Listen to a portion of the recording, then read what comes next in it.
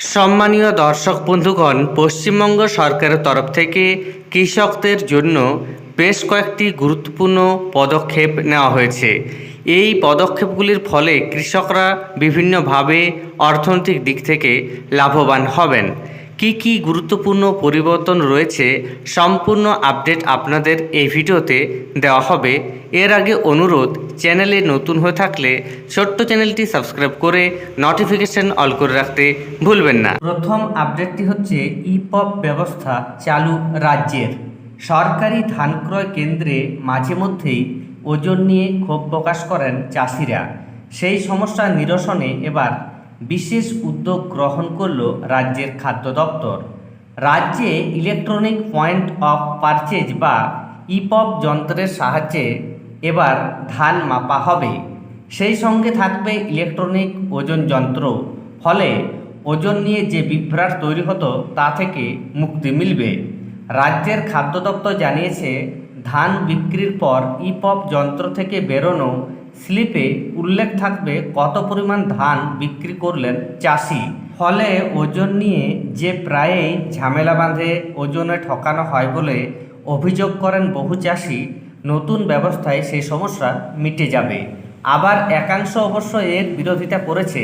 Bengal rice mill association মনে করছে, ইপপ যন্ত্রের মাধ্যমে ধান কেনা হলে আইন শৃঙ্খলা সংক্রান্ত সমস্যা হতে পারে। ধানের সঙ্গে ধুলো, বালি, পাথর ইত্যাদি মিশে থাকে। ইপপ যন্ত্রে ধানের ওজন হলে সেই সব বাদ দেওয়া সম্ভব নয়। ফলে ধানের অন্যায্য ওজন মিলবে ইপপে। ইপপের পরিমাপে ধানের ভিত্তিতে সরকারকে চাল দিতে হলে ক্ষতিগ্রস্ত হবে মিলগুলি। চাষিদের অভিযোগ, সরকারি ধান ক্রয় কেন্দ্রে প্রকৃত ওজন থেকে অনেকটাই বাদ দেওয়া হতো। ফলে তারা প্রাপ্যের কম পেতেন। তাই অনেক চাষি সরকারকে ধান বিক্রি এড়িয়ে যেতেন। পুরনো ব্যবস্থায় ধান ওজন করা হতো ম্যানুয়াল ওজন যন্ত্রে। এই ব্যবস্থা চালুর মাধ্যমে কৃষকরা লাভবান হবেন, কেননা এবার থেকে সরকারি কেন্দ্রে ধান বিক্রি করলে কুইন্টাল প্রতি 5 কেজি বা 7 কেজি করে ধান আর কেটে নেওয়া হবে না। অনেক সময় বলা হতো ধানে ময়লা রয়েছে, তাই কুইন্টাল প্রতি 5 কেজি বা 7 কেজি বাদ দেওয়া হবে। এবার থেকে তা আর করা যাবে না। দ্বিতীয় আপডেটটি হচ্ছে শস্য বীমা প্রকল্প রিলেটেড। এখানে লেখা উঠছে, দেখুন একটা, the cut off date COD for enrollment in BSB kharif 2024 for paddy is 30/9/2024 and for maize is 15/9/2024। অর্থাৎ যে সকল কৃষক এখনও পর্যন্ত শস্য বীমা প্রকল্পে আবেদন করেননি তারা ধান ফসলের জন্য 30 সেপ্টেম্বর পর্যন্ত আবেদন করতে পারবেন এবং ভুট্টা ফসলের জন্য 15 সেপ্টেম্বর পর্যন্ত আবেদন করতে পারবেন।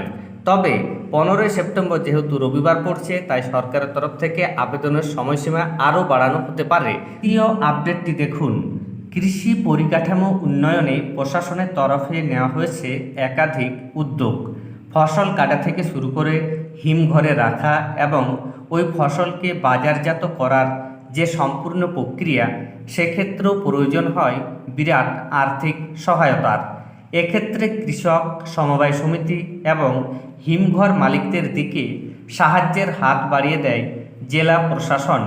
দেওয়া হয় একটি বিশেষ ঋণ, যাকে বলে AIF অর্থাৎ এগ্রিকালচার ইনফ্রাস্ট্রাকচার ফান্ড।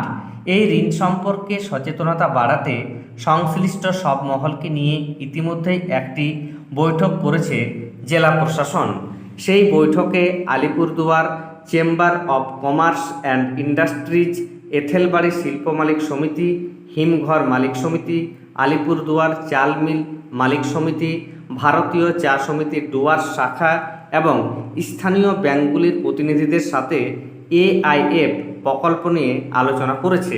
সেই বৈঠকে এই ঋণ প্রকল্পের সুবিধাগুলি পর্যালোচনা এবং ভবিষ্যতে এই বিষয়ে ব্যাপক প্রচার করার পরিকল্পনা নেওয়া হয়েছে। জেলাশাসক আর বিমলা জানান, এই ঋণ প্রকল্পের সুবিধা নির্ধারিত ব্যক্তিগণ নিতে পারেন তাদের ফসল উৎপাদনের পরবর্তী পর্যায়ের বিভিন্ন কাজের জন্য। এখনও পর্যন্ত আলিপুরদুয়ারে মোট 57 জন ব্যক্তি এই ঋণ প্রকল্পের সুবিধা নিয়েছেন। সরকারি ভর্তুকি সম্পর্কে সকলকে সচেতন করার কাজ জেলা প্রশাসন শুরু করেছে।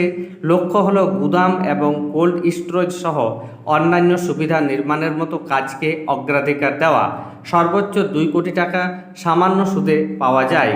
কৃষি উপপরিচালক নিখিল কুমার মণ্ডল জানান, এই ঋণের ফলে বহু মানুষ সুফল পাবেন। পশ্চিমবঙ্গের জন্য মোট 7,260 কোটি টাকা এআইএফ প্রকল্পে ঋণ দেওয়া হবে।